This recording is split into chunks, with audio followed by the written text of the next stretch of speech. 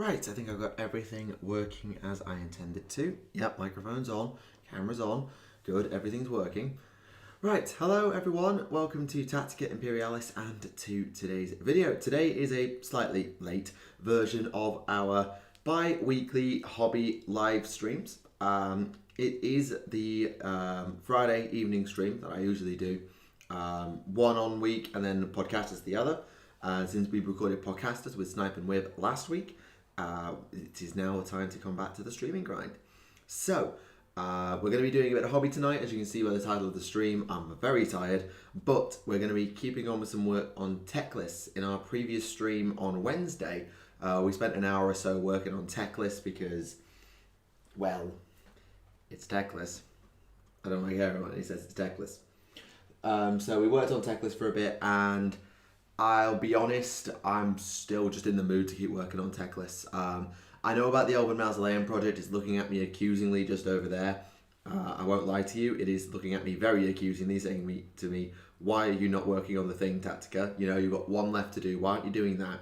To which I say, well, Teclis. I want to do Teclis. My Blood Shrine's almost done, so I'll probably finish that over the weekend. But I'm just in the mood to work on Teclis and just chat. Just have a quiet weekend starter because it's been a very long week. First real true getting into routine week with shuffling timetables and everything else. So it's been a crazy old week, and I'm just ready to chill for a bit, and that's exactly what we're going to do. We're just gonna have a quiet couple of hours where we work on Teclis. I think we'll probably get to the painting stage actually, because we've already built. Let's give you an update for those who missed Wednesday's stream. VOD's on the channel if you want to go watch it. We built Teclis himself. Well, most of him. Though I did keep the cloak as a separate sub-assembly, as well as, where is it? The moon crown that goes on the front of his hat. Just for the sake of making it slightly easier to access certain areas. As I say, he's left like that. He's not quite complete. I've got the cloak and the crown still to do. We also made a start on Selenar as well. So Selenar, the Spirit of Hysh, we got the main body built as well as one of the wings. And I did make it fit at the end of last stream before I went to bed. I made sure Selenar's wing did fit so we could pick up with it and carry on with Selenar. I'm not going to spray, no. I'm not going to do any spraying work because I don't own a spray paint, for a start. And also because I'm in rented property, I always feel really reticent to bust out spray. And there's not really good space outside to spray either. So definitely not in the mood to spray. But we are going to work on building Selenar, and most, if not all, of the scenic base will also be built while we are here. So we've got plenty to rock on with, and yeah, let's just get on with it, shall we? Super Mega Death Sphinx. I think that's what I called it on Wednesday, didn't I? I think that's what I called it, Super Mega Death Sphinx. So, how has everyone's week been? How has everybody been this fine week in the Warhammer world? It's been a busy week from what I've been able to glean, though, to be honest, I'm not going to say I've totally kept up. I know about the the Battle Sister VR game, which people have been copyright claiming the music on Kirioth, which isn't great. But I've heard that that's a thing, and there's probably been plenty of other stuff going on as well. I've just been so busy that I don't really know all the details. Right, let's get on with these wings. Oh, file. Need to remember to get my hobby file out. There we go.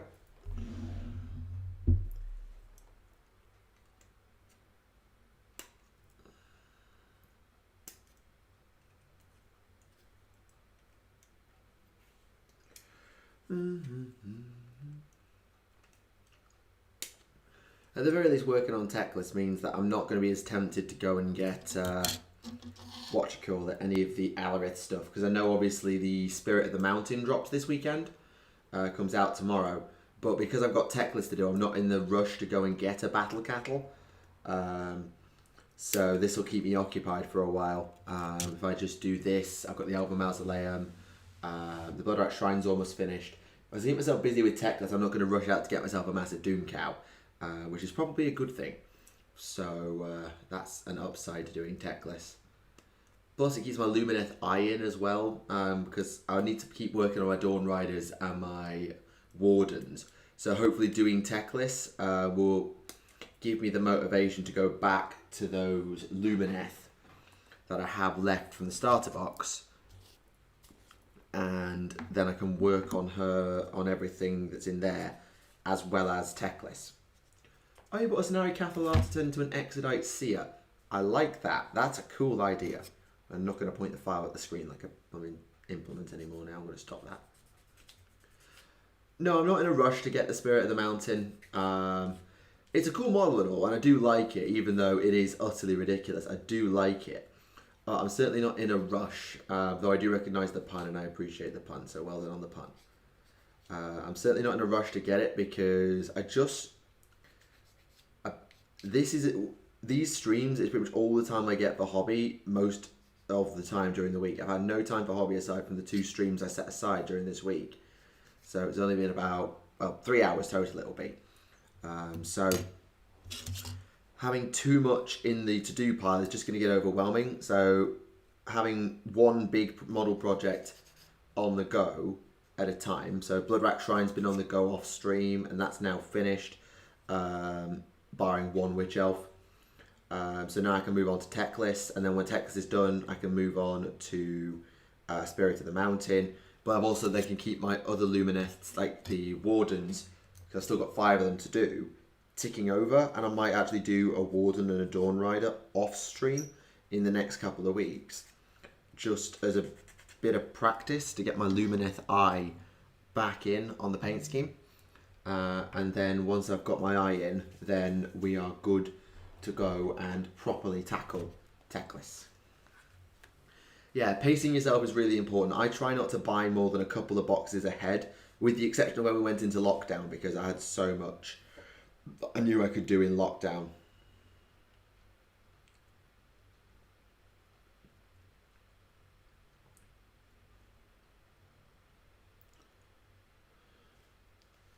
So, let's get this wing assembled for Selenar.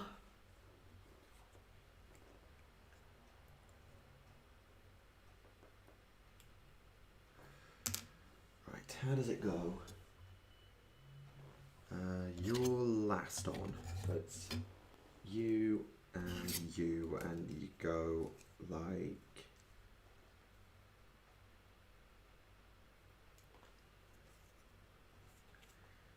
You go like...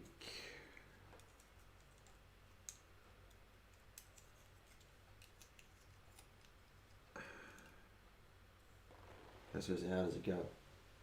Oh, it's like all the way out here, like that.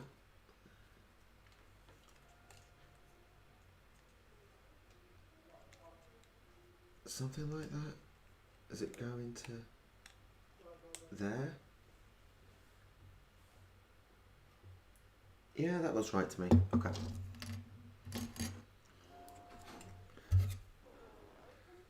You haven't missed anything, as it happens. Well, if you missed Wednesday's stream, then you missed the building of Teclis, where I chickened out of converting him because I was just way too scared. I had a plan to do this big conversion for Teclis, and I just thought better of it at the last minute and bailed on the whole plan, which I think was the right thing to do. Like it could have been absolutely butchered. So I'm just really glad that I talked myself out of doing the conversion.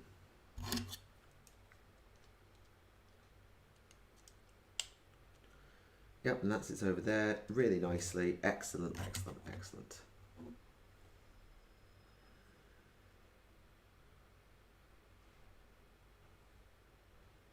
Yeah, it's mainly just the fact that the torso and the head are where they are. It just makes it much harder to repose them. And then even if you could repose them, you've then got to worry about the cloak. And the cloak was actually the bit that really scared me. because you then have to make the cloak realign with like the shoulders and stuff, and it would have just been an utter nightmare. It would have just been a nightmare. So I'm really glad that I'm not going for it.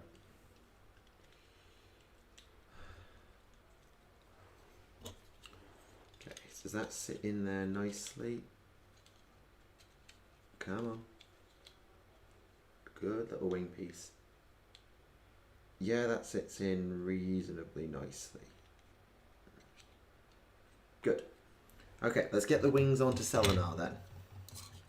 Because I think I'm going to build this in 3 distinct sub-assemblies. Teclis himself, Selenar, and then the base. Because Selenar is such an open model that barring a couple of pieces, I don't think I need sub-assemblies to actually paint Selenar. The scenic base might need a couple of sub-assemblies, but it won't be too bad. And then Teclis I've already done, and I already know how he's been sub-assembled, so...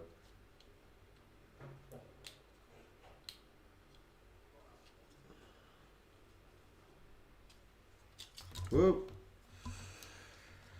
One downside is it's all a bit finicky, so I've just got to line it up and then hold it tight, so this might take me a minute.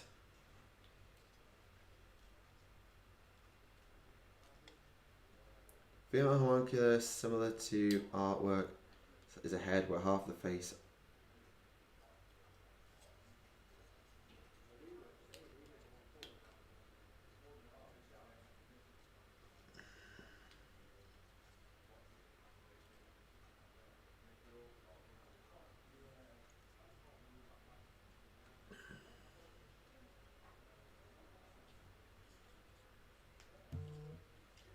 Come on. Get in your slot and stay in the damn slot.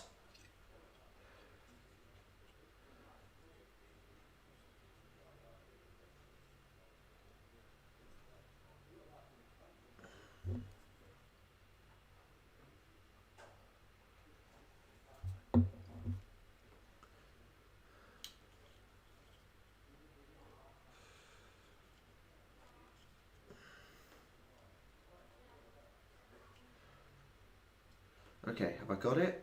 I think I might just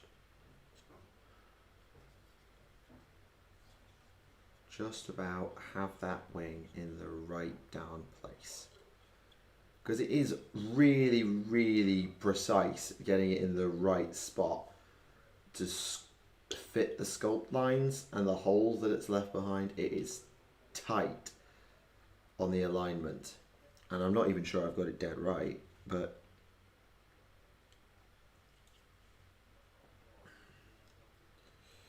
okay, that I think is the best I can do.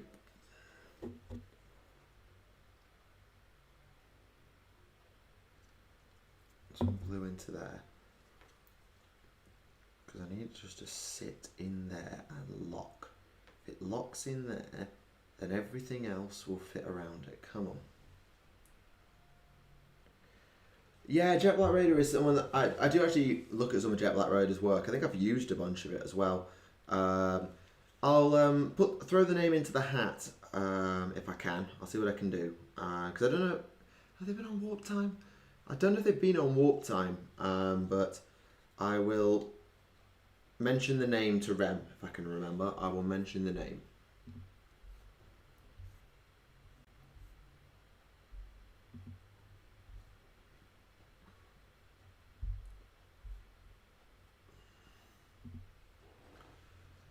Come on.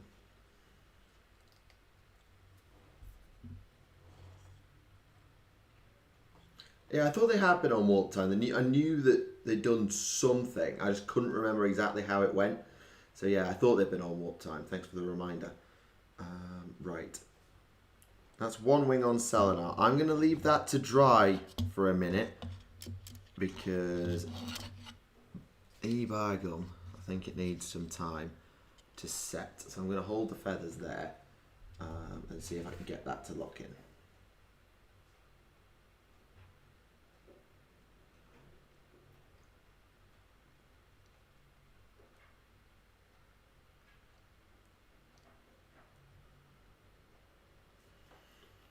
Well, we know there's going to be more stuff for Skitarii this edition.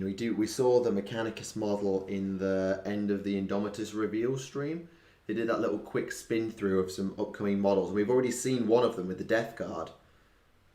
So I think there'll be something new there is something new for Mechanicus. Exactly what it is, we're not sure yet. My guess is it's a Skitarii Alpha, so that you don't have to take a Tech Priest in your Mechanicus army. That's my sort of prediction, if you like.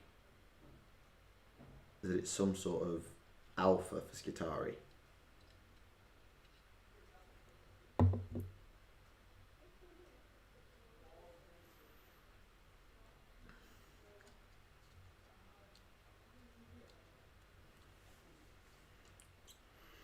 I'm still of the opinion that that Orc kit is actually a new Orc Boys kit. I'm still of the opinion. Just with the size of all the bits and bobs, I really do believe that that's a Orc Boy, not a Lieutenant miniature or a Lieutenant equivalent. I really do believe it. I'm willing to be wrong, but it's just the whole scale of it makes me think.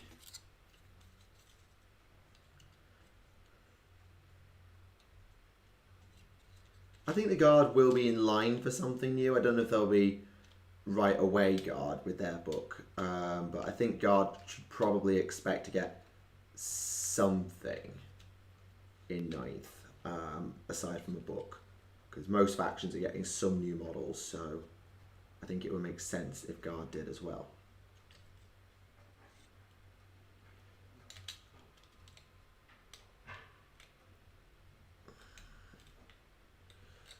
Oh, this is going to be a pain.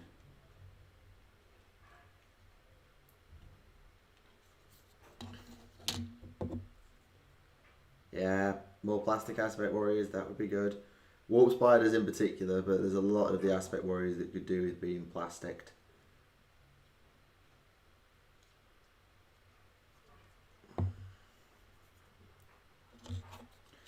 I mean, Guard got a huge influx of models when they got their 5th edition book, with all the new Rust variants, the new command squads. So over 5th and 6th, Guard got loads of new stuff. Like they got new Sentinels, new Manticore and Deathstrike, new Basilisk, I think. No, new Russ and all the variants of the Russ. New Baneblade with the Shadow Sword variants that came out in 5th edition and then got re-rolled into the combined Baneblade box, I think, when Apocalypse came out. So, yes, Guard had nothing, I think, in 8th edition, but they had loads in the editions before that, relative to most other factions. They had absolutely loads. So it's not quite the same as Nids, who... Well, it is kind of the same as Nids, where they had an influx of models a couple of editions ago that got a lot of their range sorted, and then just had a real quiet period. I think I've got the measure of this. Selenar is proving to be finicky, but I've got the wings on, and Teclis' cloak is ready to just be plunked. Not. Is it seriously like that? It's seriously like that flat. Wow, it's that flat. Okay, yeah, because Selenar's up there. So yeah, Teclis' cloak. Yeah, that works. Okay. Okay, I've got my head around that now. Excellent.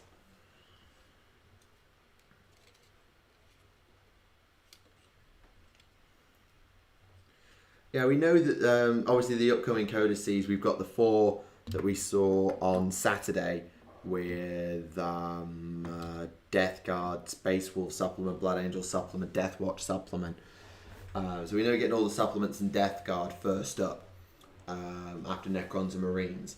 After that, I think Mechanicus will be soon to roll in the units from Psychic Awakening, particularly.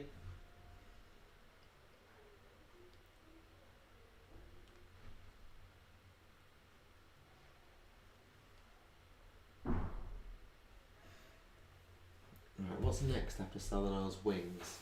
It is the tail. That's nice and easy. Nice big piece for the tail. Which is that one down there. Da, da, da, da, da, da. Do, do, do, do, do, do.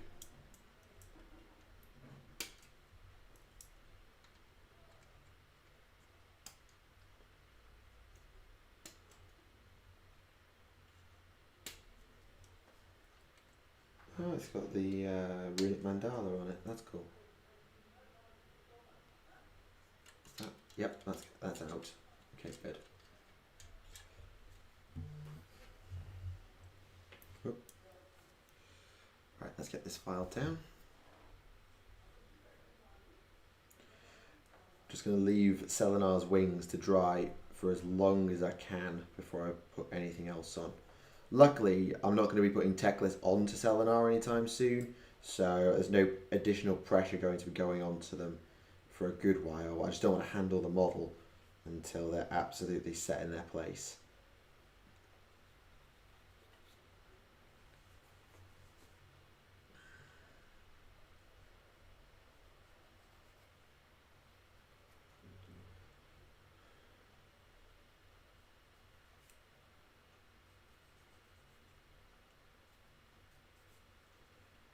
Right, almost.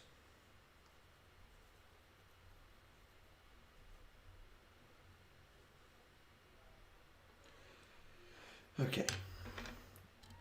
How set are those wings? They feel pretty set. So let's get the tail on.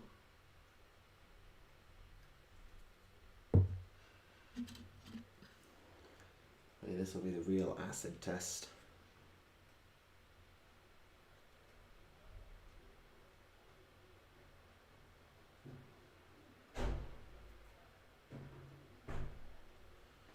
Okay, tail has gone on pretty easily. Problem is the tail sits lower than the legs, so now I've really got no good, well, it would help if it's stuck on. I've got no real good place I can just leave Selenar because of the way they are supposed to stand over scenic bases. I've got no good place I can just leave Selenar sitting around now, which is not ideal. But we are where we are, and it is what it is. And will you just stick, you stupid tail?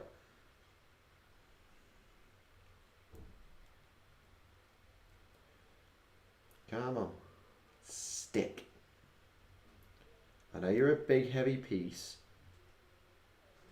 but it's a nice, flat, open join. There's plenty of glue. Do the thing. Stay.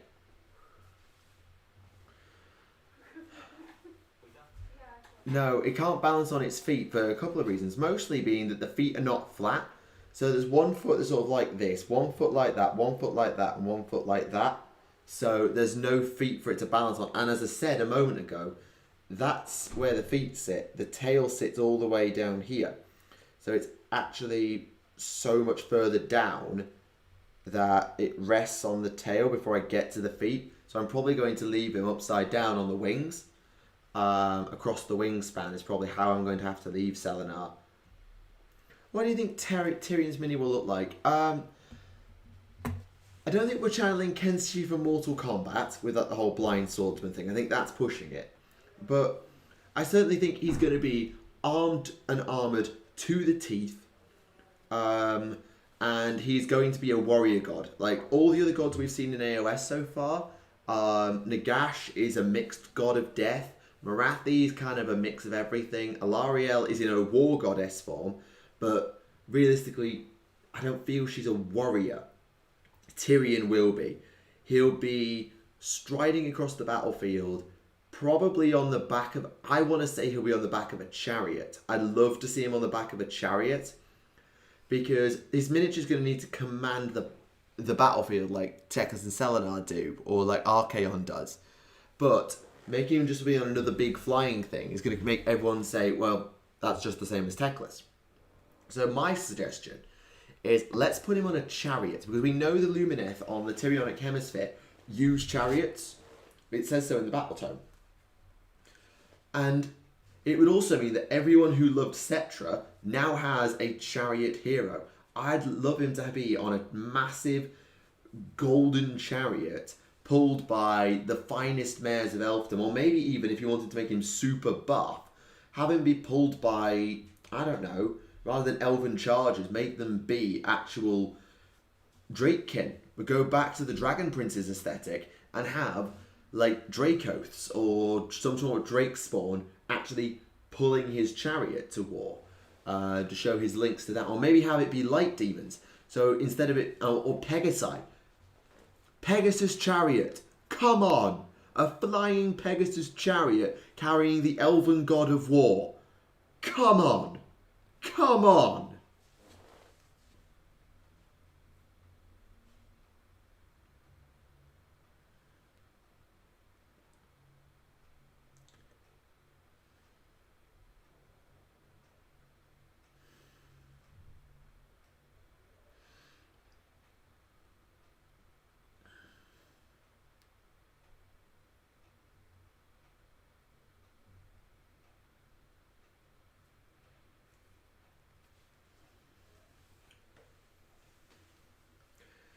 I'm glad you enjoyed the podcast. I admit I listened back to the podcast myself actually, and just listened back to particularly the second half, as that's where we're having the science segment. Just like, wow, I rattled all that off. It was great fun. I really enjoyed the episode of the podcast where I got to just rattle off all that science and go on and on and on and on and on and on and on and on and on and on and on. It was great fun for me. I loved it getting to do that. So I'm glad that other people found it entertaining. And some of the comments that were saying, so Tactica would make an amazing science teacher. I wish Tactica was my science teacher. It was just a bit validating that I'm doing the right thing in life. So yeah, that was really good to see. I'm glad people did enjoy it. I mean, white lions would be very cool as well. I just don't know if they're big enough, because just for context, Teclis is huge.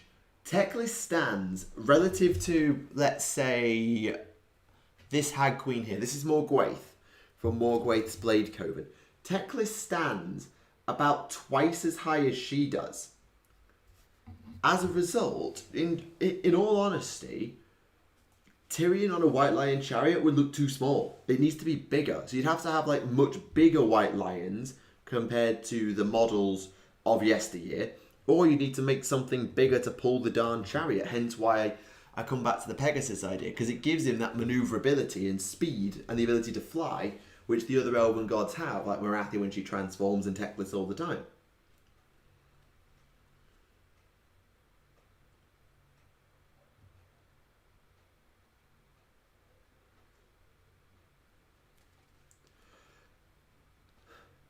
Ah, PG, hello. Did you post the thing? I hope you posted the thing.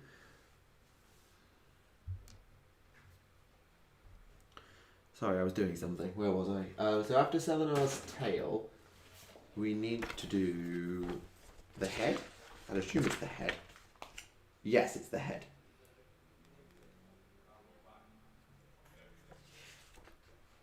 I'm going to do... I think I might leave Selenar's collar off.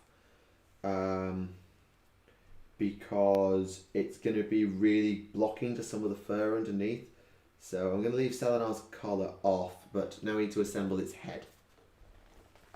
And then we're on to the scenic base. So, for all the complexity, Teclis actually does go up pretty quickly, as long as you're careful. 38, 39, 40. Where are they? Excellent, thank you. I look forward to seeing that when that arrives.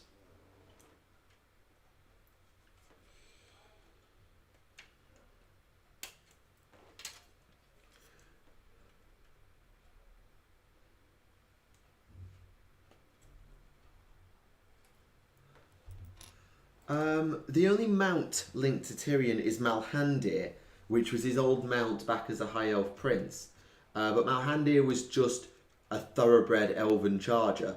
It was just a big, slightly more powerful elven horse. It wouldn't command the battlefield like Tyrion would need to do as a god. So that's why I think it's okay to step away from who they used to be. Like, Morathi doesn't have a Dark Pegasus anymore. Instead, she's got wings of her own when she transforms into Shadow Queen mode. Dragons and Tyrion, I'd have to double check the lore on Teclis as the Widowmaker, when he takes up the Widowmaker and becomes the avatar of Cain, whether he has a mount other than Malhandir. But I don't think he does. So, yeah, I think best I can think is that's why I want to go down the chariot route, is because it's still something different for Tyrion without dishonouring the fact that he was a cavalry lord.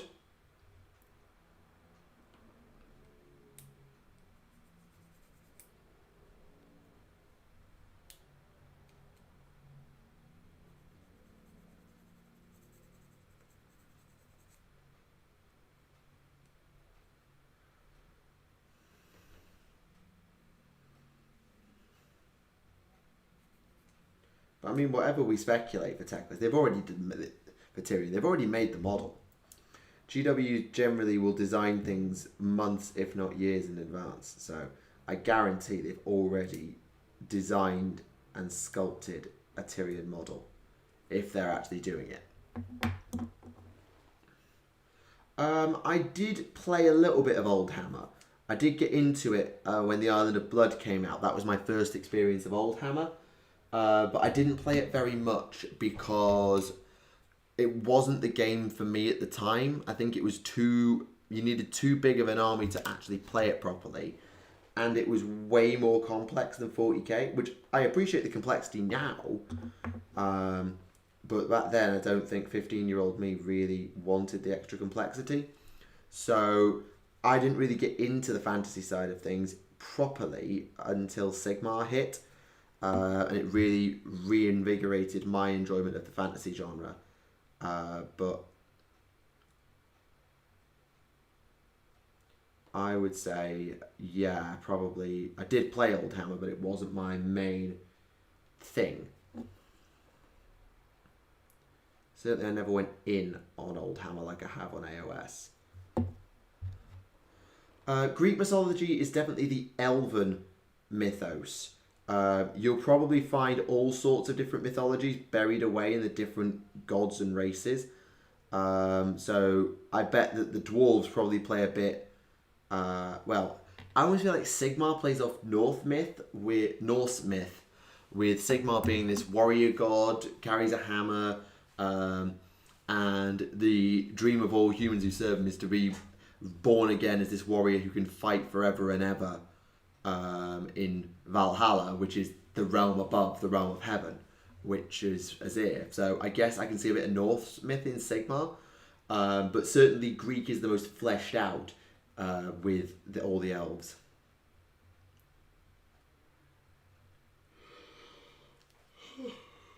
But I don't know all my mythologies of the world well enough really to comment in particular. That's just the one that sticks with me.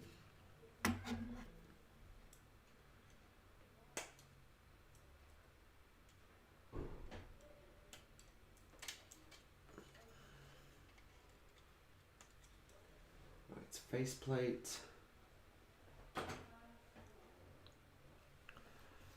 Yeah, I can see that. Probably there's some influences with this. Obviously, the Lizardmen's mythos goes back further than Age of Sigmar, but them being almost an Aztec-inspired race is definitely a thing. Is there any law possibility to have all human faction, not counting free cities? Well, there was. But they rolled them all up into the cities.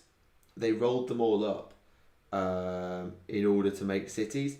So they used to have, before cities, they used to have separate things for Free Guild, Guard, for, the Free Peoples, Devoted of Sigmar, Ironweld Arsenal, that was a mix of elves and dwarves. They'd had that, and then they sort of backed away from it and rolled it all up into cities.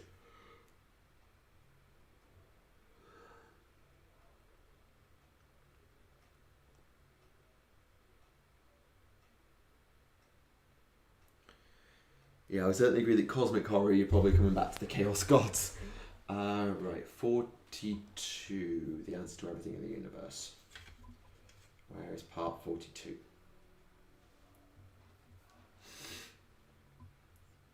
Not there. Sorry, 32. Where does part 32 go? Where was part 32 supposed to go on? Because So I haven't seen a part. Oh! Part 32 was supposed to go on when the tail went on. Oops. That's to go at the back of the neck. Oops. Right, I'm going to put that on now because I hadn't forgotten. Hello, Rowan. I had missed that part was there and needed to be put on.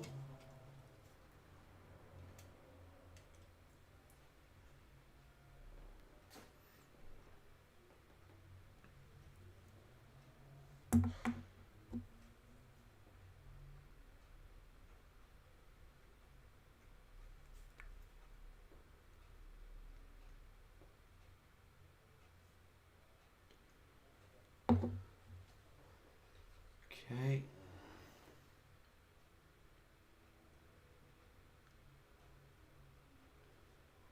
That's that on for Selenar.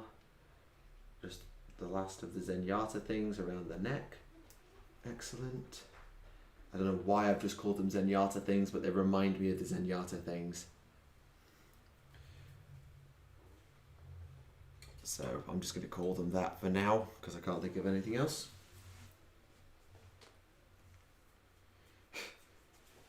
Yeah, that sounds about accurate. Right, 42. Let's actually find part 42.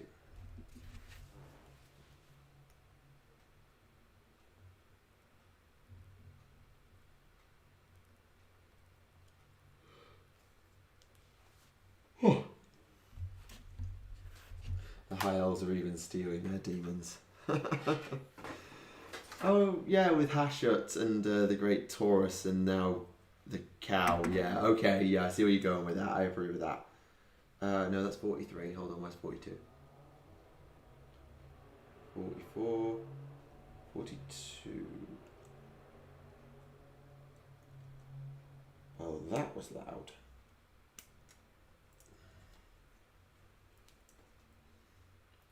Got the window open just to get a little bit of air circulating here, and the downside is just how loud some of the things outside can be when you're near to a mainish road.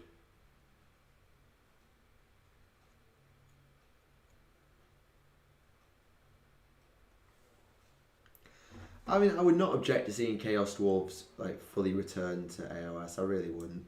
But they're under Forge World's banner right now.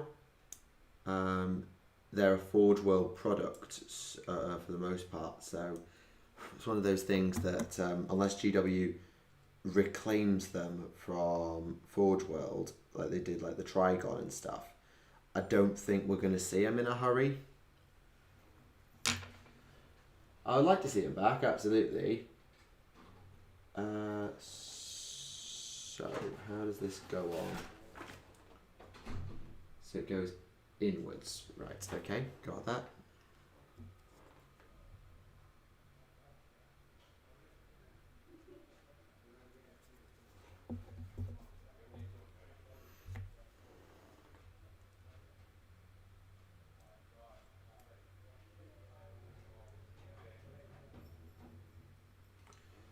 Oh, that can't be right, can it?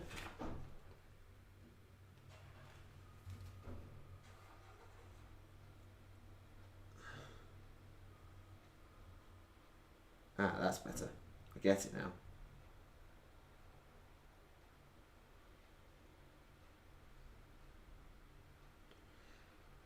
There is one in Warcry, you're right. There is one in Warcry. I think it belongs to, I can't remember which warband it's in. I think it's the Iron Golems have a Chaos Dwarf. The Splintered Fang has a Chaos Elf, so...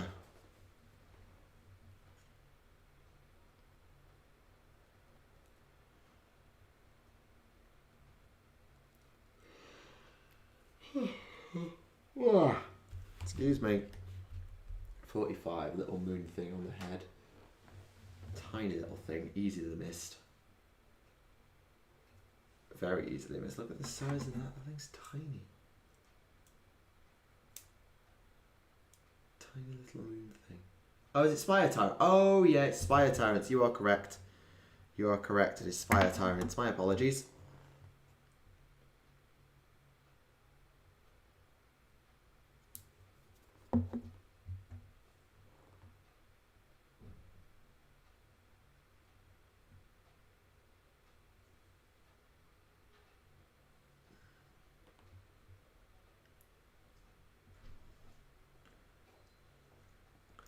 I think they've got room to bring back some old classic stuff, like Thimir or whatever. I think it would be cool to see some of the old stuff return, absolutely. But at the same time, you don't just want to pander to nostalgia. I think AOS has done really well by homaging the past with things like the Eidolon of Matlin being a nod to the Elven sea god, and Teclis still T-posing, and all of that. Marathi still being who she is. It's great nods to the past.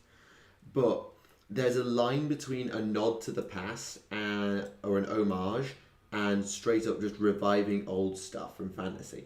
And I think they've got to be careful not to do too much on the revival side. Like, by all means, bring stuff back, absolutely. But it shouldn't be your bread and butter at the Games Workshop planning meeting for Sigmar is, okay, what old thing from fantasy are we bringing back this time? They're better off innovating and bringing new units to the roster and new armies to the game, because it gives Sigmar a unique identity rather than just being Fantasy 2.0. And they especially can't afford it for it to be Fantasy 2.0 because they're already making Fantasy 2.0. It's called the Old World. They're already making that. So I think AOS should kind of almost go off the zany end, go and just do something a bit nutty.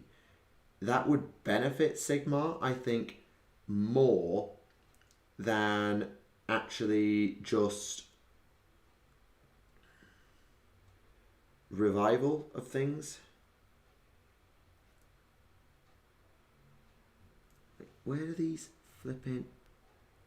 Do they tuck under the... Aha, I got it. That was weird. Right, even this helm, like, I'm just building Selenar and I'm just looking at this hat. Look how Greek this flipping hat is that Selenar has. It's so Greek. Just the whole shape of the thing feels Greek. It's lovely. I love that. And almost like the historical references of Rome and Greece and Egypt and everywhere else. I think that is where AOS can make its homages. Nod to real history and then fantasy it up. That's what they can do. So that's what I'd rather they do with their homages and history, is nod to fantasy and say, yeah, we recognise you were there, and we'll just be like, yeah, thank you, that's a bit of fantasy, but don't make it, this is Fantasy 2.0 and you're just going to take it, because Fantasy 1.0 died, remember?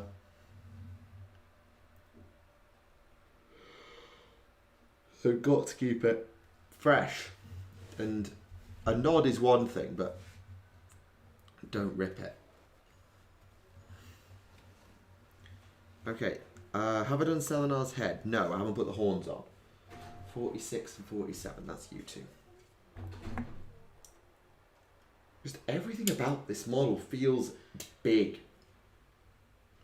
All the parts on the frame just feel big, really big.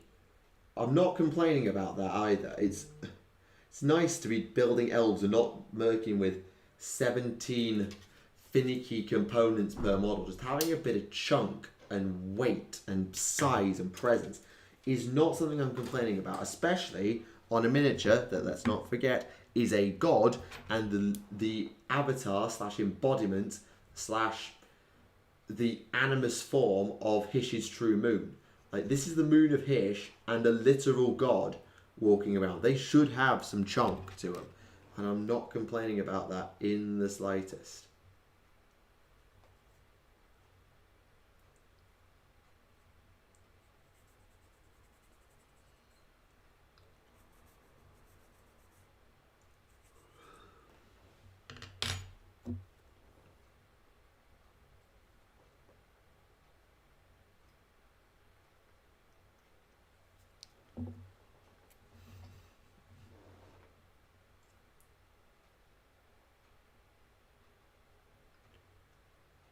Okay, that's in.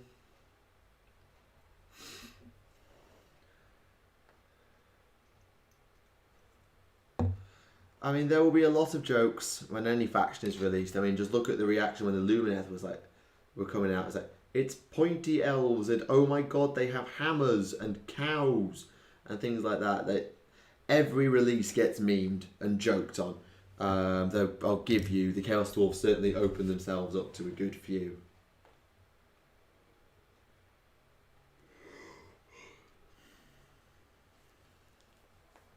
Why am I yawning so much? Right, Selenar's head is done. And I'm now going to put it on. Whoa. Carefully, though. And then I'm going to put one more piece onto Selenar, like the sort of middle of the collar. And then I'm going to leave it at that because I don't want the full collar on. It will make painting the underfur much more difficult.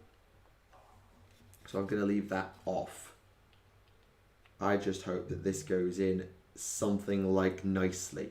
If it doesn't, then me and this Sphinx are gonna have a falling out. And I really don't want to have a falling out with you, Selenar. Don't give me a reason to have a falling out with you. Just go in.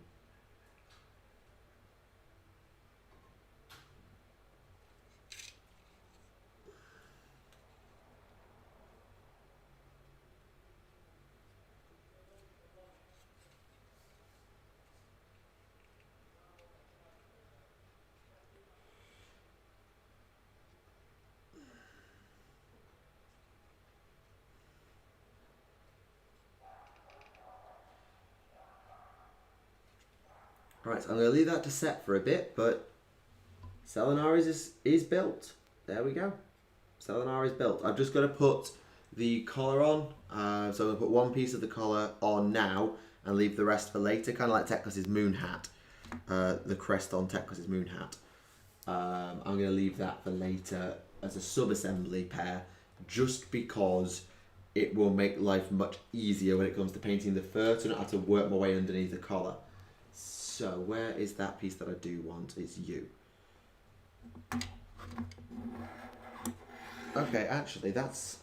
How are you balanced? What are you balancing on? Okay, somehow Selenar is just balancing at the moment. I'll take it. I'm not complaining. I'll take it. Didn't expect it though. There we go.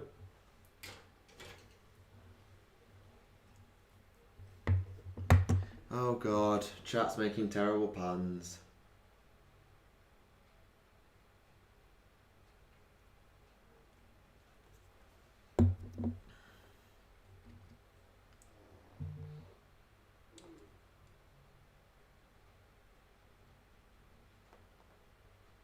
So I'm going to put that on and leave the rest of the collar off so that it can be painted later. So there you go. One Selenar, Spirit of Hish, done. Belt.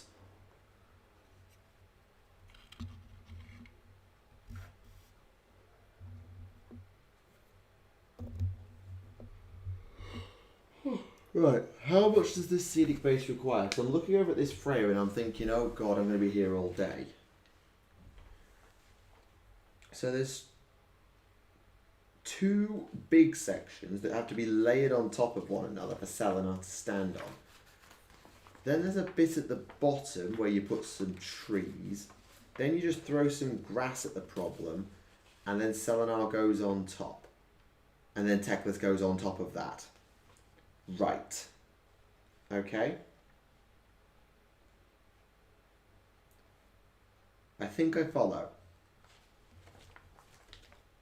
That one's better. Ha, shut your mouth. I like that. That one's much better. I like that joke.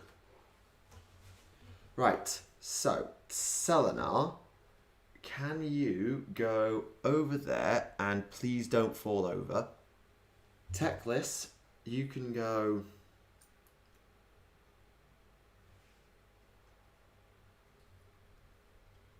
Oh, I've seen people do some really cool stuff with, like, especially with Eltharion, to create this inner glow effect. I bet that there's some people who are actually doing like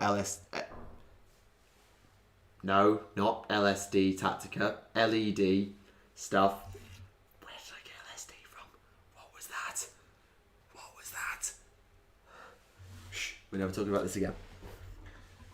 So yes, I bet there's some people who do some really cool stuff with like the shining phalanxes and all that stuff.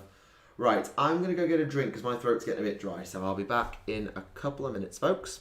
See you in then.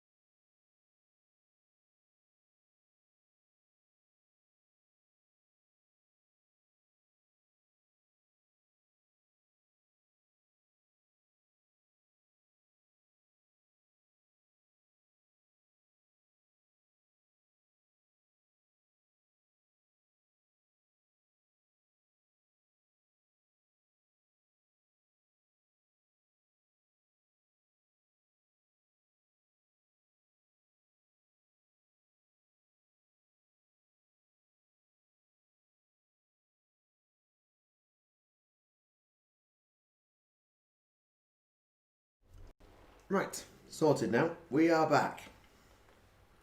And now we are on to the scenic base. This is going to be a bit of a slog, to be honest.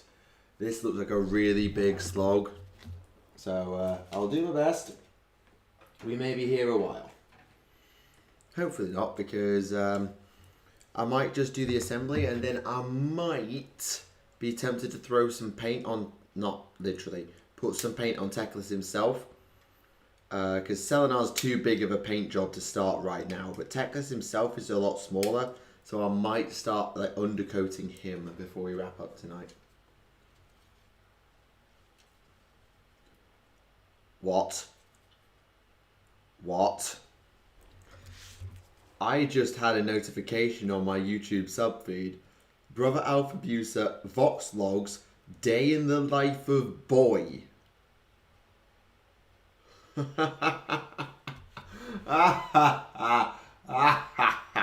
Oh, I'm going to enjoy that later. I'm going to enjoy watching that later.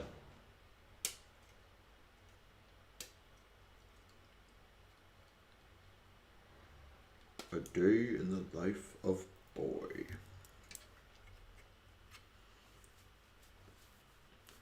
Did Alpha invent the boy joke before God of War did? Or did Alpha steal it off God of War? I can't remember.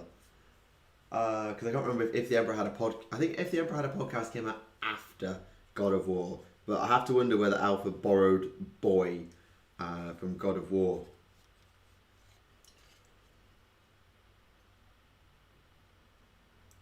If he did, then all power to him. I'm not critiquing it at all. It's just something I hadn't realised.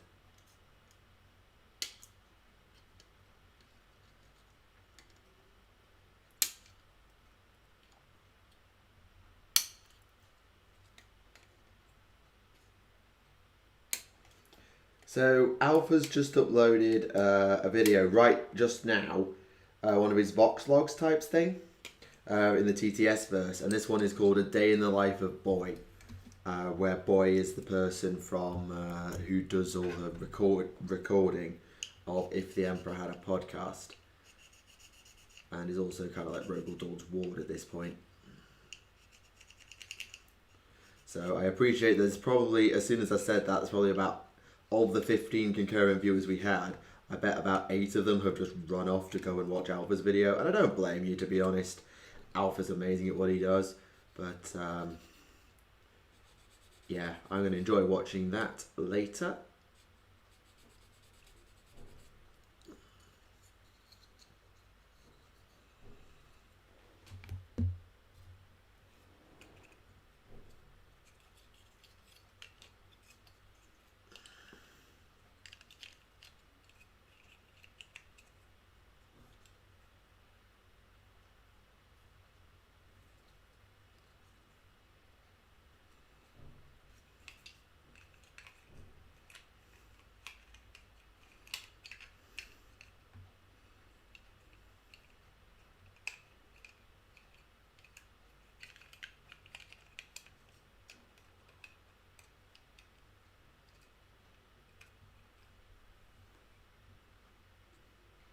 No, I get it. TTS humour is not for everyone. I get it. I find TTS to be very funny. But I remember the first time I watched TTS, I didn't actually watch it right from the start. My first exposure to TTS was like episode 14 or something. And I didn't get it at first. I stuck with it long enough to pick up the jokes. But there was a period of time where I didn't get TTS humour for about 10 minutes. I didn't get it. Because I didn't get what was going on with Calgar. Because I hadn't seen any of the previous stuff. Because I just stumbled across it in my sub feed. My recommended feed. So I get that TTS humour is not necessarily going to be everyone's cup of tea. It happens to have become my cup of tea over time, but I understand there was a point where it wasn't. And humour is absolutely subjective. Comedy is subjective.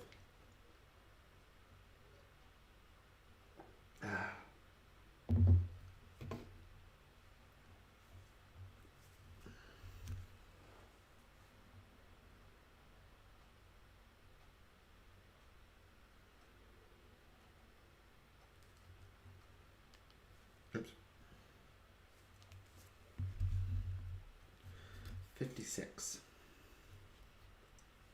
Wait, what? Is that? Things you notice on frame. I don't know how well you'll see this on camera, chat, but look at that on that piece of base. They didn't have to do that, but that is a little Lumineth mage with like the big crown helmet. It's almost like it might be a little statuette of Teclis himself. Such a tiny thing. It's just like the things you notice on sprue that you don't notice all the rest of the time. Right, where's 56? They didn't need to do that. They really didn't, but just shows they care.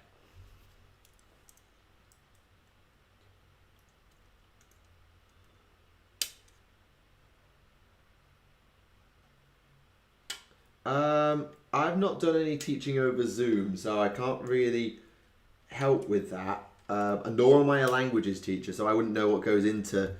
I've done a little bit of work with phonics at a primary school, but I'm not an expert on teaching phonics or languages. It's not really my specialism. So the main thing is don't get frustrated. As a teacher, you've got to just have an endless well of patience. Don't get frustrated. That's the main thing I would say if you want to teach. Is don't get mad. Even if you on your insides are just exploding, you have to keep it calm on the outside. You have to. Because if you blow up at people, then they just know that they pushed your buttons.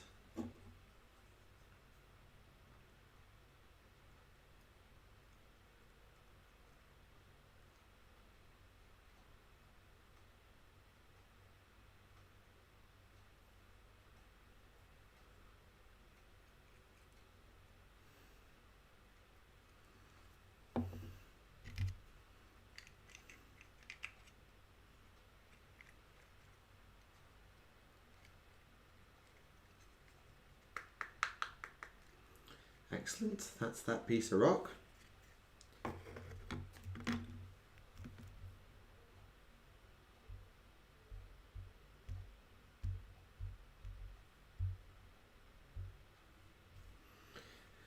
And this one is an even bigger piece of rock.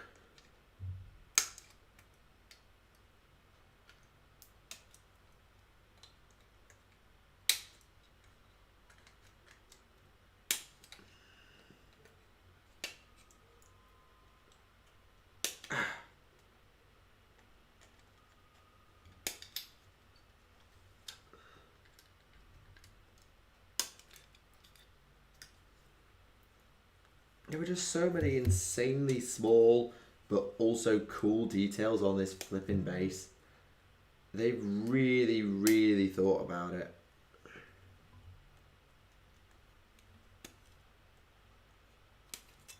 Whoops, a daisy.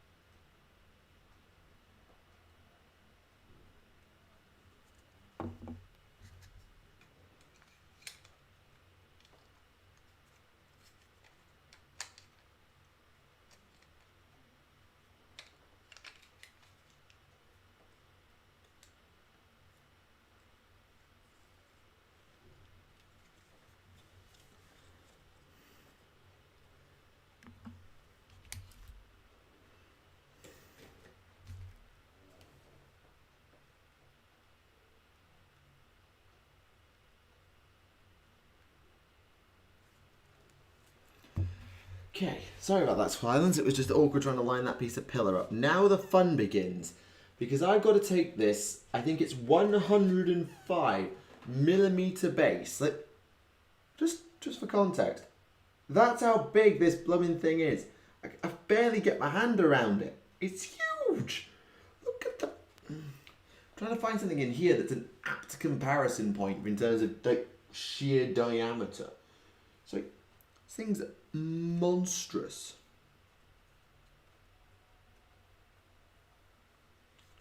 It's just huge. It's a 105mm base, I think.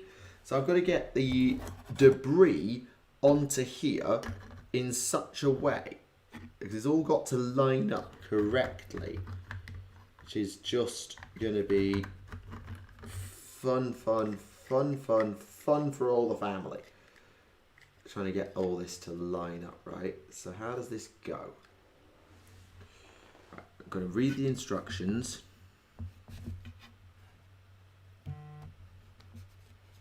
So you end up, I'm guessing, no, because, right, so this one's got to go on first, and then this one goes around and near it, in slotting in such a way that, is it supposed to be triangle over triangle?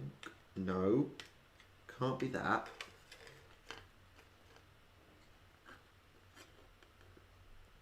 Seriously, just show me the underside. That would make things so much easier. I'm guessing, hello. Is that a little thing that's supposed to slot in?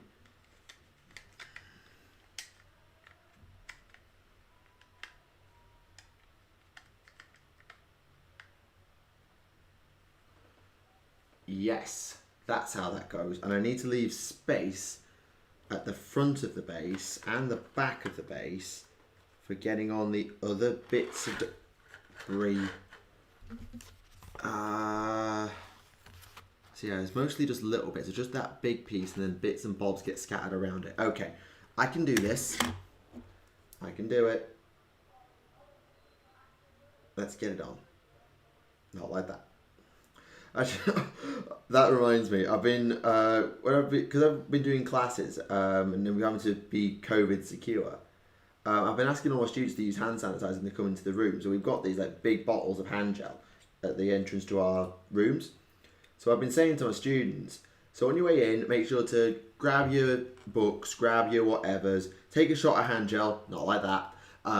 It's just become a bit of a running joke with me. So take a shot of hand gel on your way in, but not like that. I find it funny. It's probably stupid, but I find it funny. And I think some of the kids have caught on that I'm saying it as a joke and do find it funny. But yeah, that's the peak sadness of my life, where I'm making jokes about taking shots of hand gel to kids. Yeah, that's where I'm at in life. How are you?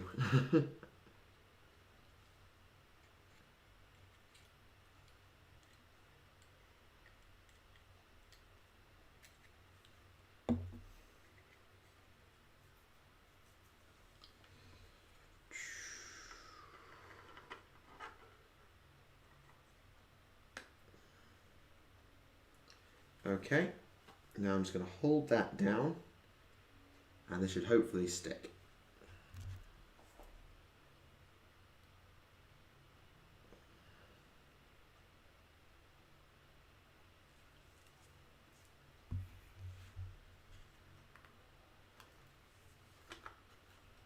Come on. Stick. Stick, you silly thing. I need to take some time to read the Realm Lords novel, actually. Now that things are starting to calm down a little, I need to read the Realm Lords novel by Mr. Lucas, Mr. Dale Lucas.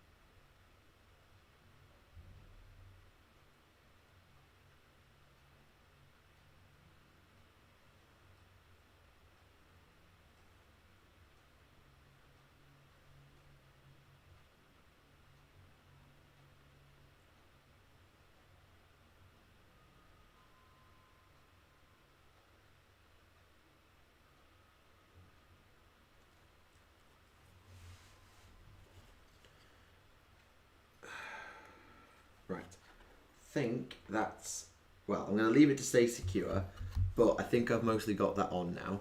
How does Selenar actually stand on it? Just get my head around how this all goes together at the end. I'm just going to try and put Selenar on it, just so I can get my head around what Selenar does.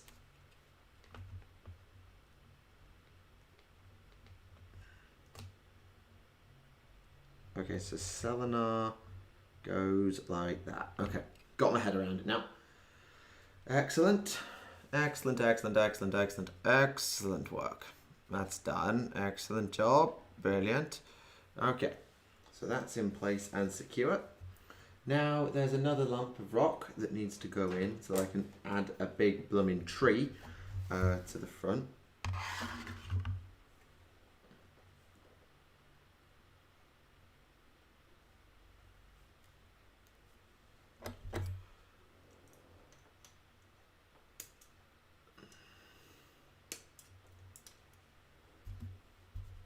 Move the file. So this goes sort of across the front, but it doesn't affect Selenar's pose whatsoever. It won't affect Selenar and Teclis. So if I slightly misplace this, it won't be a great disaster. It will be a great disaster. How can I still remember that? That's from Thunderbirds when I was like 7. How do I remember that? It's one of those things that stuck with me and I don't know why. So many references, so little time. So we want it to be tree toward the edge. Something like that. Yeah, okay. So that'll just slot in there nicely.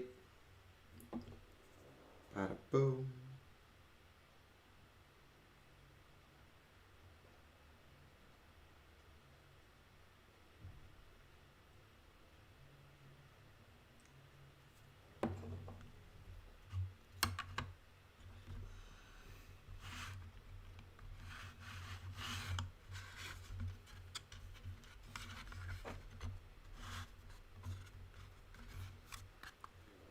Ah, that's annoying. So it seems in all my endeavours I have managed to warp the base whilst trying to stick stuff on it. The base is warped way out of shape and I don't know how that's happened. That's never happened to me before, that I've had a base warp that much. It's so off kilter.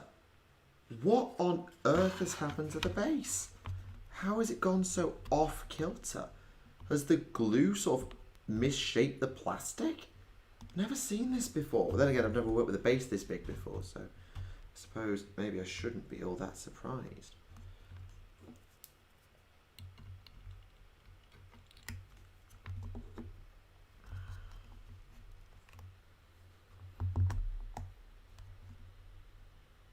I don't know how that's happened.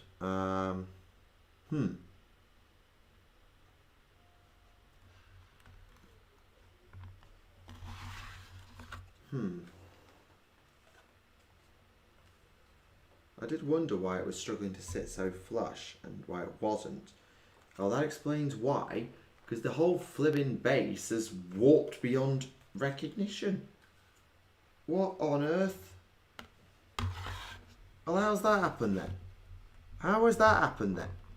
Is it... How... Genuinely, how's that happened then? How has the base deformed this much? How's the base deformed at all? Actually, better question. How has the base ended up deforming?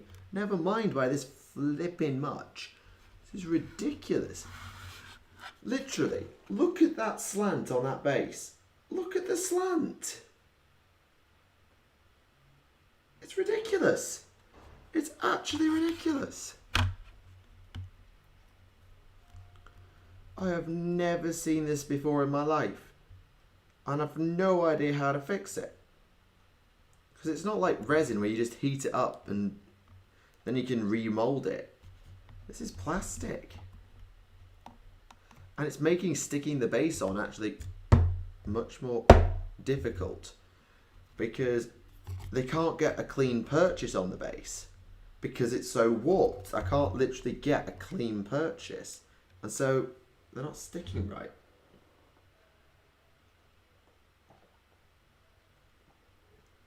I might just get something I can use to wedge it. Or sort of just anchor it. So I need to find some heavy stuff to put on it. And thankfully, I own metal models. So I might use some metal models just as wedges. But they're not that heavy. I don't have many of them.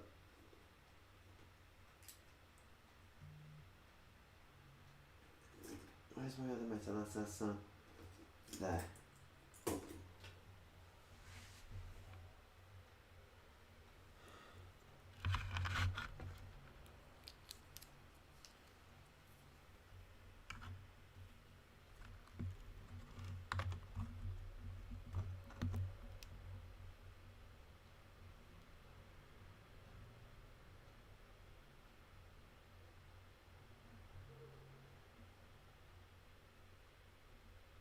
Okay.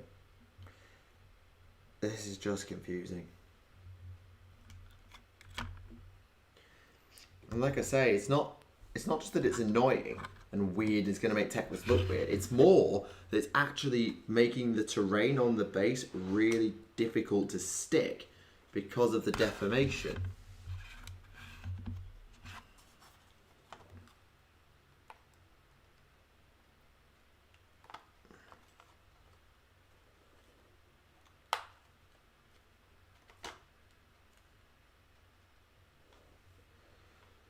You know what, I'm just going to rip this all off.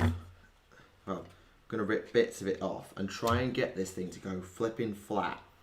When I can get it to go flat, I'm going to come back to actually assembling it. Because at the minute, it ain't flat, and that's doing anything with it actually impossible. So I'm going to need some really heavy stuff to hold this down. That would do. Yeah, you'll do me just fine for this job. Mirror. I'm going to put it on the floor. And I'm just going to...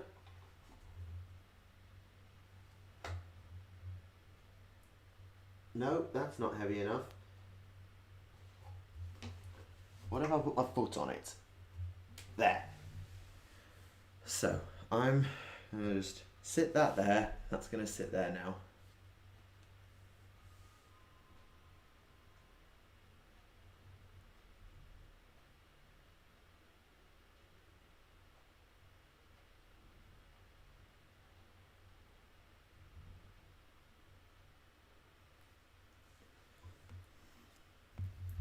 So yeah, at the minute, if you just don't know what's going on, you've just joined and you're confused, what I'm currently doing is standing on the base using a mirror, using a box, as a box mirror type thing, to wedge down the base because the base is deformed. So it's gone from being a nice flat base to sort of being all deformed like that, and it's making the actual assembly of the base impossible. So I'm just trying to come up with a method to get it flat again, and at the moment, because I don't know how you do it with plastic bases to get them back in shape, I'm just sort of standing on it and crushing it down and hoping that that has some kind of an effect. I don't think it's actually going to work, but I haven't really got any other ideas.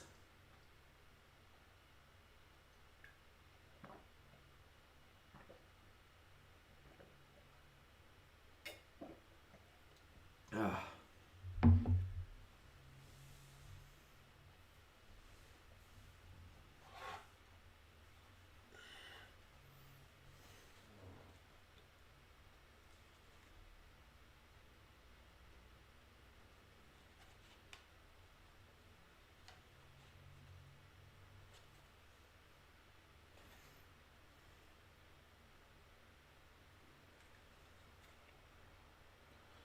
I feel like that's an improvement. No, it isn't. That's still absolutely terrible.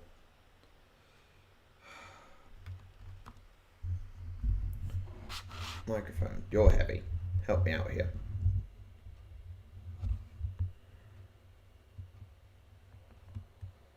So I've got the microphone wedging down one side, And now I need to wedge down the other with something other than my hand. Well, I can just leave my elbow on it. That'll do.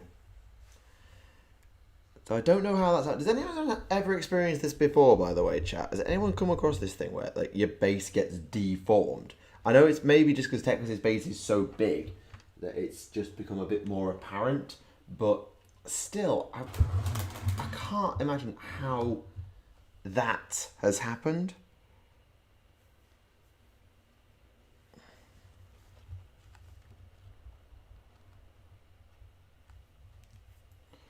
So I'm just trying to wedge it down, bend it back up, and just see if it will play ball. The answer is no, it won't. Not in the flipping slightest, it won't. And I can't help but worry that the glue is what's caused it. But then, if the glue causes deformation of bases, why have I never seen it happen before? And probably I'll never see it happen again. How has this happened? It didn't happen with Marathi. But then again, she only had one big scenic piece to her base. So I can only imagine that the glue was reacted and contracted the plastic and thus caused it to be pulled in a particular way, which is then, obviously it's not been applied everywhere, it's then changed the structure so that it's pulled itself up, and that's what's causing this catastrophic problem. Which will make Teclis look weird for the rest of time and have a very unstable base, which would be a disaster considering how fragile he already is.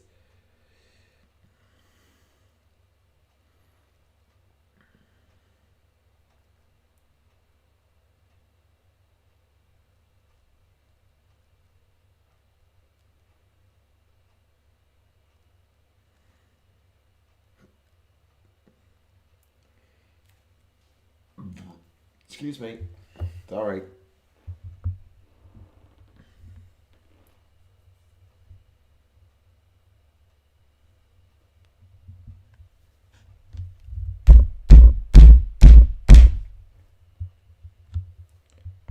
That's not helping.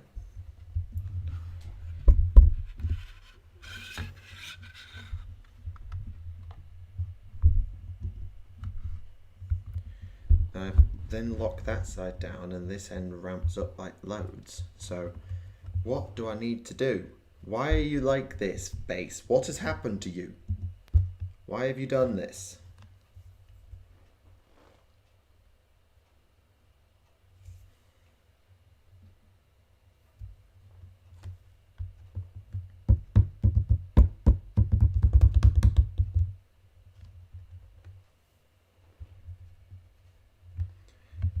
There's literally a gap of about, God, it must be like an inch. It's like it's ridden up by an inch on one side. If you hold the other end flat, it's ridden up by an inch. That's how bad this is. And I don't understand. Oh, so much for a nice chill stream. Looks like Tired Teacher is going to lose to Aelven God.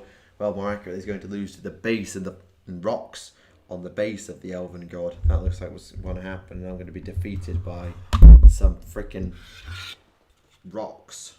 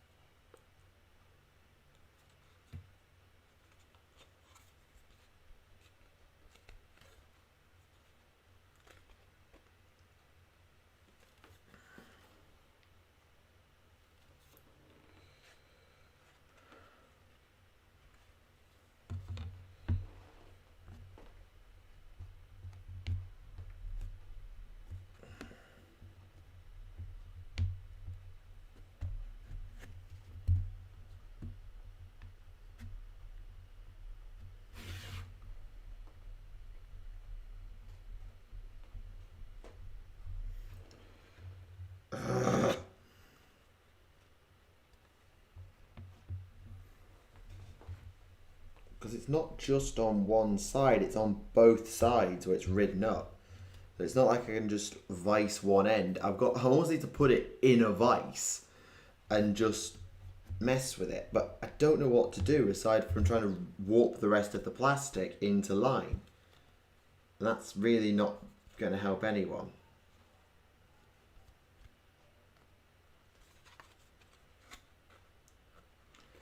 But seriously, chat, look at that. Look at that. Look at that absolute insanity. That's what's happened. That's what's happened to Teclis' base. Look at that deformity. It's insane. And I don't get it. I just don't get it. How and why have you done this? You didn't tell me I need to invest in G-clamps just to hold the base steady while I glued stuff on. If you'd have told me that, I'd have brought some G-clamps home from work.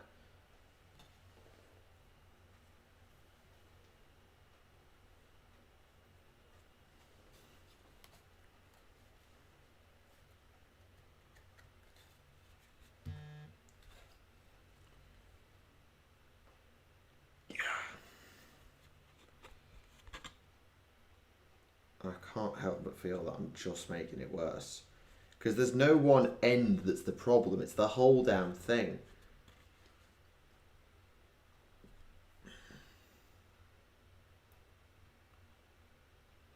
Yeah, it is bad.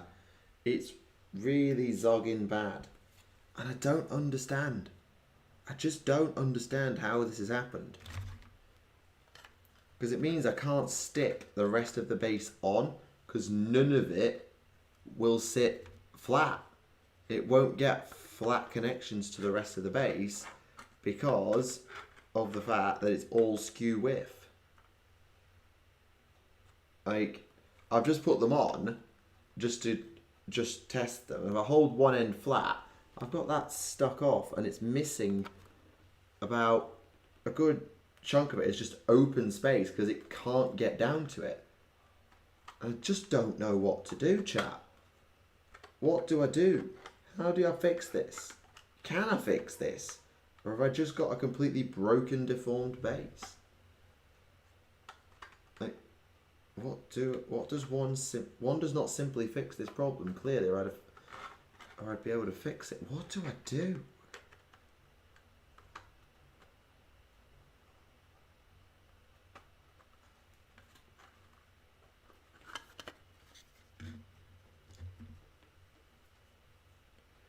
And I can't work out, because I swear it was flat when I got it out of the box. I swear it was flat. I can only assume the mistake I've made is that when I was gluing this on, I had it in my hand rather than held flat and clamped down to the table, which might have helped. I don't have a heat gun. Of course, well, I say, of course I don't have a heat gun. A heat gun is just not something I would consider of owning, is a heat gun. And besides, heat guns are more for resin than plastic. As far as I understand them anyway. So I don't know.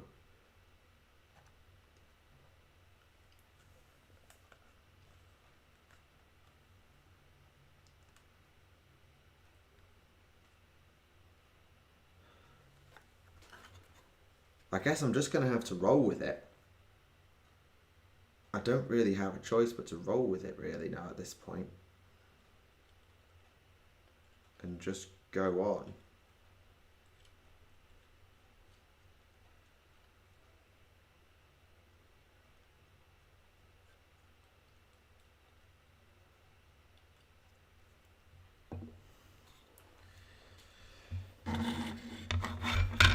Generally can only think that it's the way I assembled it is that I tried to like assemble it like on my lap or in the air rather than on the desk, so I didn't get a flat join while I was pushing down, and that allowed it to deform.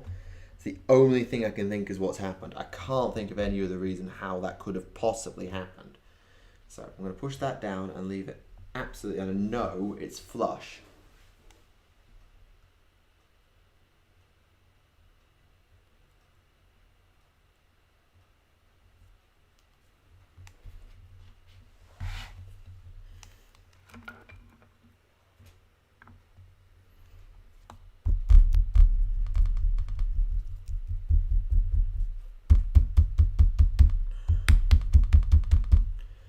Sorry about the noise. I'm just trying to get this to push absolutely flat and hope that if I get every single point of contact absolutely bang on, it'll lock in place. That's the only theory I've got. I'm working with that theory. So if I get this locked in like this, it'll just pull the plastic back into place. Or at the very least, it'll be enough that this will be sat flat enough that I can get away with it. I don't think that's what's going to happen, but it's the best I've got. It is the best I've got at the current time, at the current situation. And it ain't working. I can see it ain't working.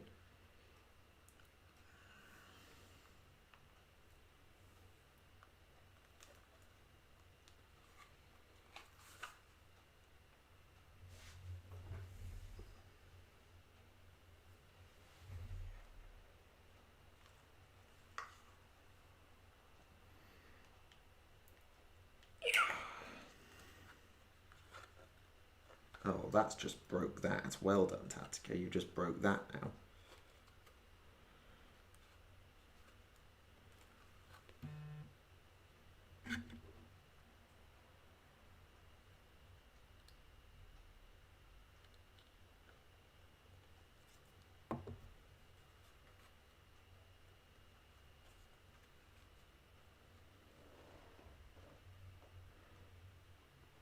A bad theory is not necessarily better than no theory, because no theory means you don't solve the problem. A bad theory can make the problem worse. And I am quite worried that I might be unintentionally making the problem worse by just trying to crack on through it. I'm worried I might just be making it worse.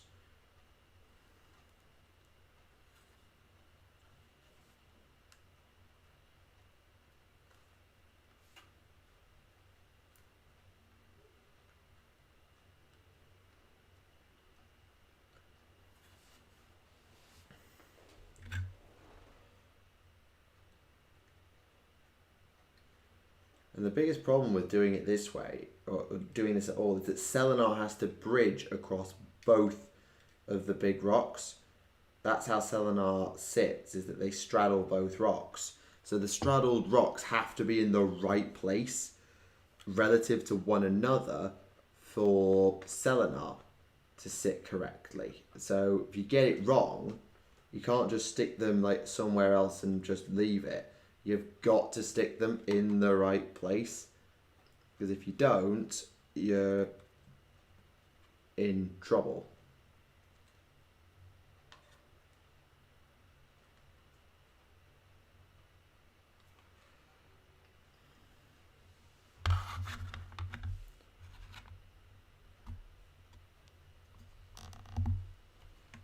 What was the reaction of the glue? What if you would put glue over the whole base of the stuff you want to glue and then put books on it and stuff so it gets enough pressure? I see what you mean. Sort of like, yeah, put glue everywhere, then wedge it. I get the theory, and I think it might work, because it's not like somewhere it's like a big flat area that you glue down. It's just the rim of the object, of the basing components that's been glued, and as a result there's not a lot of contact point, and that's probably what's done it, relative to, say, a big flat area that you would have glued onto first. I think that probably hasn't helped the matter, but I don't think I can just quickly run the glue everywhere else and solve the problem. Because if I could, well, I would.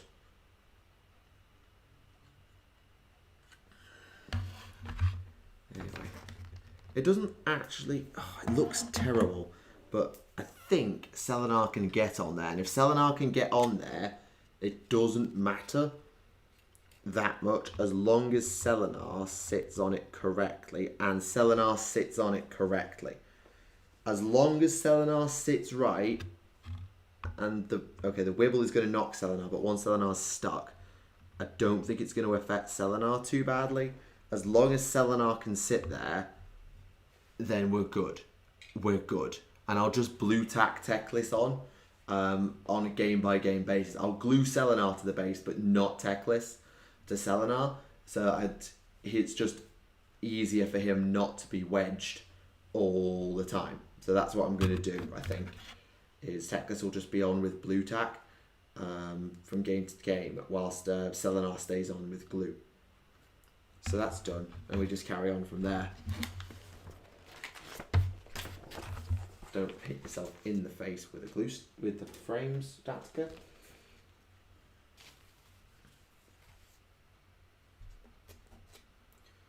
We're just got to get all the trees in now.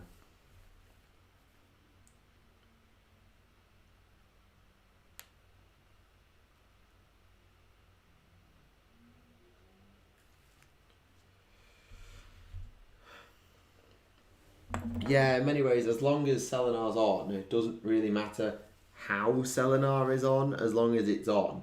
It doesn't really matter massively.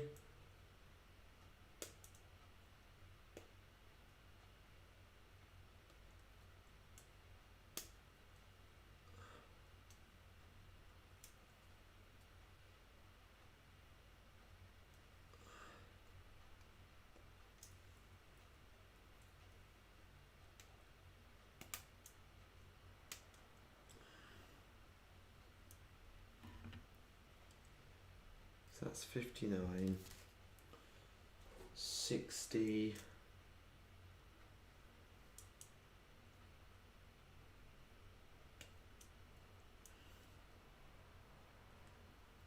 I don't have any green stuff, unfortunately. Never got my head around working with green stuff, so I've never actually used it. I've used it once. There is a video of me trying to use green stuff on the channel from years ago. I was terrible with it. So I never really got my head around using green stuff.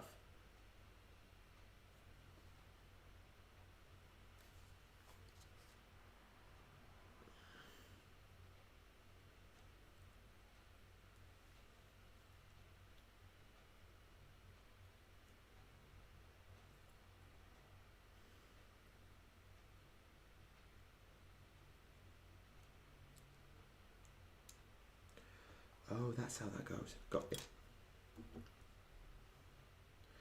I'm in no position to comment on 40k like anime stuff. I'm in no position to comment. I don't watch really any anime, so I don't think it's something I can make a qualified or rational judgment on, to be honest. So one of those cases where if I speak, I am in trouble, so I'm just going to say nothing.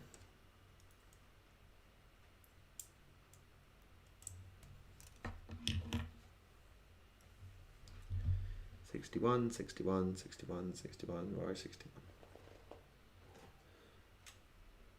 You're 58. You're 61.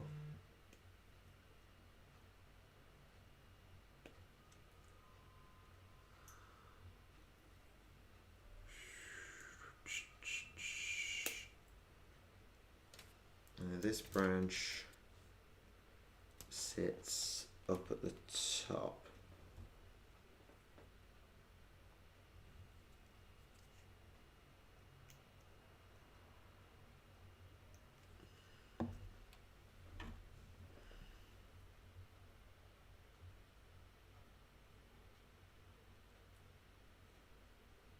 Okay, that's that tree, and then that just sits in here, I guess. But which way around does it sit? It's flowing to the right, so...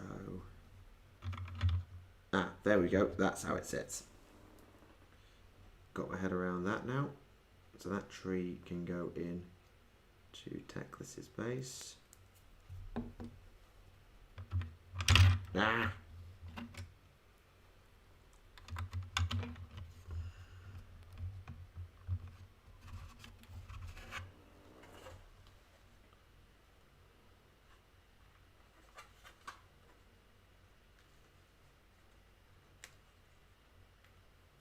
Okay, that's that in.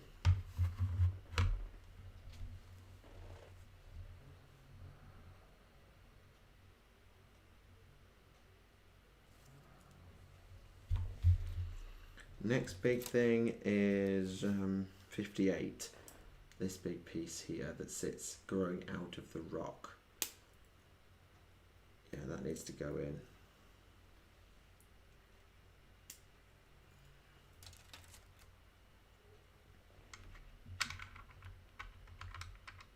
That goes like that, does it? Yep. Okay.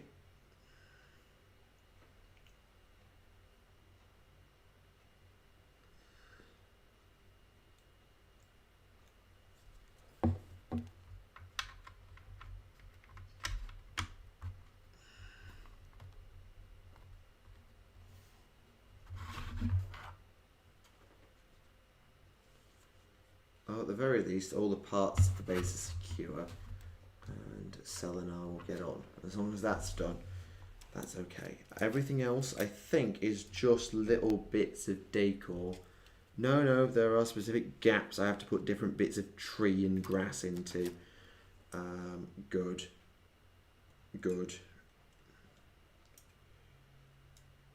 Realize just a big little holes in the base.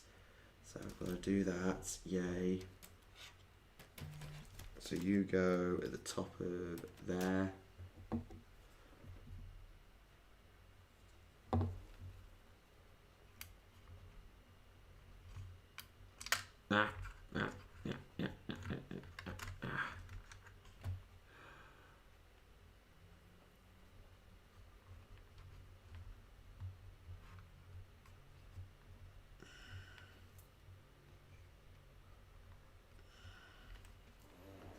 That's in. Next, 62 and 63. Little tufts of grass need to go in.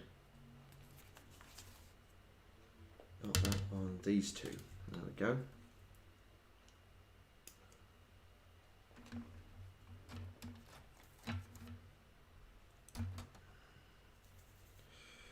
Okay. We're nearly there, chap. We're going for just over an hour and a half, including the big falling out with the base. But we are nearly there. We're almost done with good old Teclis.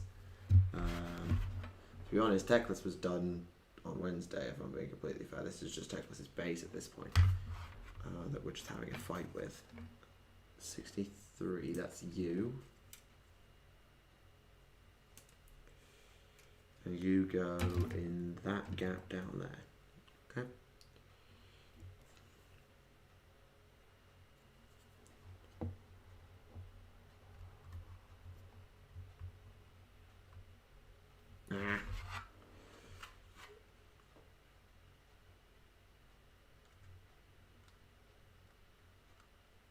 Can't get the leverage and pressure. There we go. That's in now. Is that's all of those. Then there's some stuff that goes around the outside, so I can ignore that a bit. To be honest, I can ignore those. So it's just 64 and 65 I need to get on. So you're 64. The Death Guard are, well, I mean, the Death Guard are Chaos anyway, so they're their own separate faction. So Death Guard, I think, are going to stay separate from Chaos Space Marines as a codex. They're a full-blown codex. All the other books that they revealed are supplements to Codex Space Marines, as far as I understand it. So they're not going to be doing anything other than being supplements, whereas Death Guard is a full-blown codex.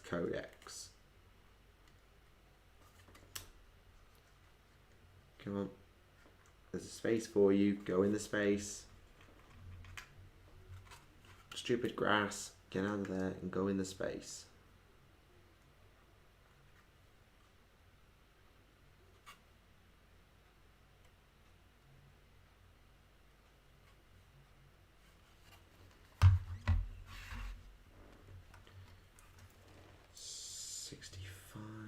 That's you, and you go up there. Yeah, see your gap.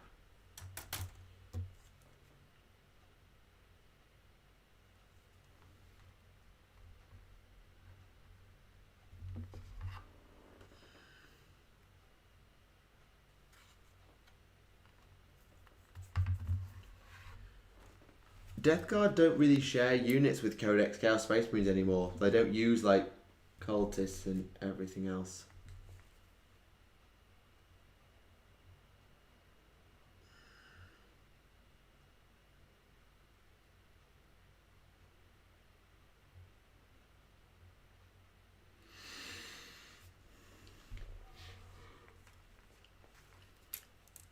And that is it, I think. I've managed to, well, slightly mess it up, but not that bad. That just could do with being slid about half an inch in that direction to make it all flow together a bit better with all the ruined masonry. In fact, yeah, I've got that in completely the wrong place. So I might get my clippers and see if I can rip that piece off and do it again.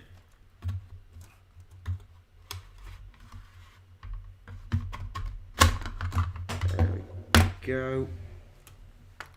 Oh, that's just fluff. So that needs to sit and connect up to here, I guess. There's got to be sort of an ideal of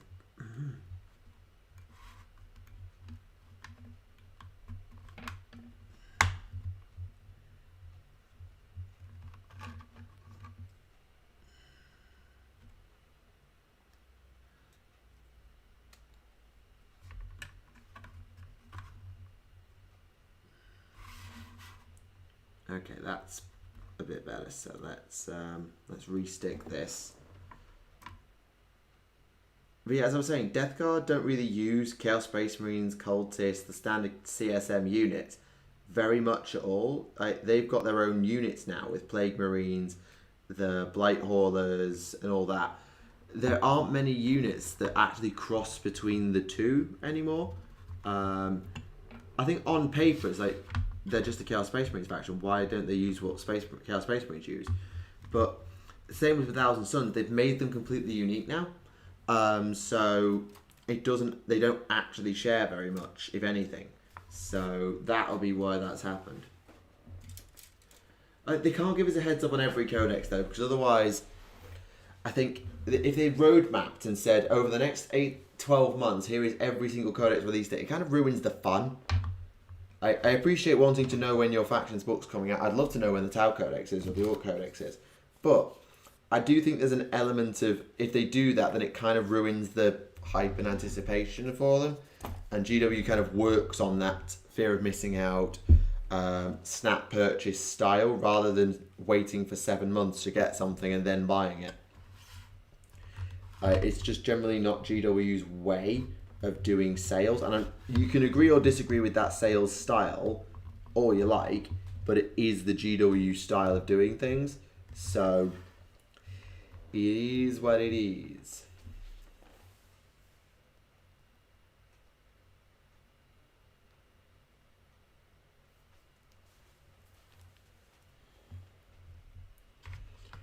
So we are now officially as built as I want things to be for Teclis, because I've built the base in full, minus a couple of bits of grass around the outside that I can put on at like any time. I've built Selenar minus their collar because I want to do that later to get at the fur.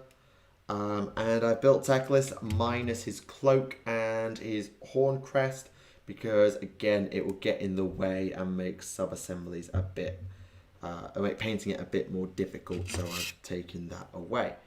Other than that, I'm just going to blue tack Selenar to the base just so you can see where we're at, and I might try and put Teclis on as well, but if that's not going to work then that's absolutely fine. I'd rather not risk breaking Teclis. Because it's Teclis and Teclis is precious and must be protected at all costs. At least his model must. Teclis himself doesn't need it.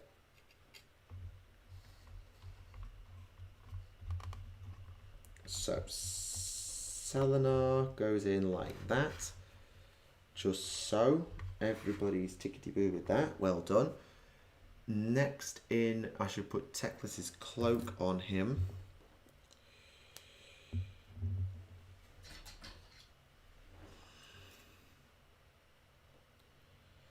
So that's going to be a few different pieces of blue tack required for that, because it's 4 different connectors from cloak to body.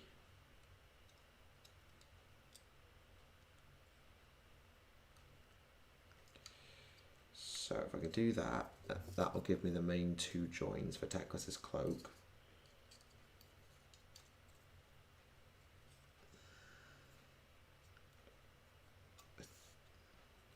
Almost there now, and then this will be done.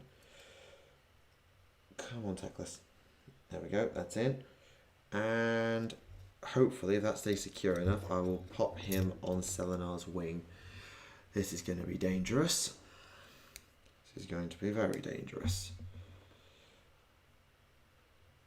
I hope this works. We'll see though. Right. Straddle that across there rather than putting it into the hole. Okay, it's kind of going to the hole anyway. And then, oh god, Teclis, no, Teclis cloak barely wants to stay blue tack to his body even before I try and hang him on Selenar. But we'll try. Oh no, that's very side heavy. Selenar's not going to hold. I need to glue Selenar before I do this again. But I'm going to hold this up, and you can see 1 Teclis. Done. There you go, chat. Oh, for goodness sake. No. Abort mission. It's fallen off. Abort. Right, okay. Note to self, never do that again. Never do that again. So Selenar is going to have to be glued on tight before I even try and mount Teclis, because Teclis is so front heavy that he pulls Selenar forward if Selenar is not stuck with glue. So Selenar needs to be done and glued on very carefully, and then I will need to affix. I might try and hang Teclis off of Selenar with blue tack rather than gluing him on, but I think I'm going to have to glue him on, and that's going to make him a nightmare to transport. But, well, to be fair, with where I live now, probably the only time I'll go and play a game is a quick walk across town or a run to Warhammer World. So, it's, could be worse. Anywho, we are done. We are done. 1 Teclis, built, ready for painting. It's going to take me about a month and a half. But, that's fine. It's a big model. We signed up for that. We signed up for a long grind of getting Teclis painted. And I think I'm going to stop the stream there. So we're going for about 2 hours after all that fighting with a warped base. After all that, I think we're going to call it a stream. Pretty much. I'm just moving all the bits off to one side for safekeeping. They're all off to one side for safekeeping. And again, just remind you, look how slanted that base is. Look how slanted it is. I'm so lucky that Selenar will stick to where that is, even with the warping. I'm so lucky. That's just mad. It's mad. Anyway, it is what it is, and we are where we are. So, let's make some space over here with the Mausolea. Slide all this over. Thank you, Mausolea buildings. Get over there. Give you the space so that I can plonk Teclis' space right there. Excellent. Done. Right. Catch up with chat. After the air combat game, think you would a remake of Battlefleet Gothic? I would not be opposed to a remake of Battlefleet Gothic. As sort of the next thing after Aeronautica, I would not be opposed. I don't think they'll do it urgently, but I think they could, and I wouldn't be against it. Said Dark Angels Codex stuff will come out later. Do you think they'll add another Xenos in combination with it? We'll see. I wouldn't like to say for sure. So pass is kind of the best answer I can give is pass. But yes, we are where we are, and we'll see how we go with Codices. So, thank you everyone for coming out tonight. I know it's been mostly me arguing with a tree, because my base has been very, very annoying. But Selenar and Teclis are up. The base is on, as far as it can be anyway. And Teclis is ready for painting. So, I think, I'm not sure if I'll stream again. this weekend or next week. I'm not sure, but certainly the next time we're on the air, I'm gonna have a go at painting Teclis. I'll finish the Bloodwrack Shrine on my own time. I've just got one witch elf to do, and it won't take me long. But yes, thank you everyone for joining me and following along with my nonsense as I tried to build Teclis. Tired Teacher beats Elven God in this case. Tired Teacher wins, though not without resistance. Tired Teacher has won. So thank you very much everyone for coming out. It's been an absolute pleasure chatting with you all about the state of the world and all things Warhammer. And I will see you all very, very soon. I have got a 40k Stories episode written. I just need to record the blooming thing. If I get time to record it, I will get it out when I can. I don't know when that will be though. In the meantime, take care. Look after yourselves in terms of your general life, and also with the rise of the virus again. If you're in the UK, stay safe. Look after yourself. Take your normal safety precautions. Wear a mask. Damn it. And I will see you all very, very soon. Good night.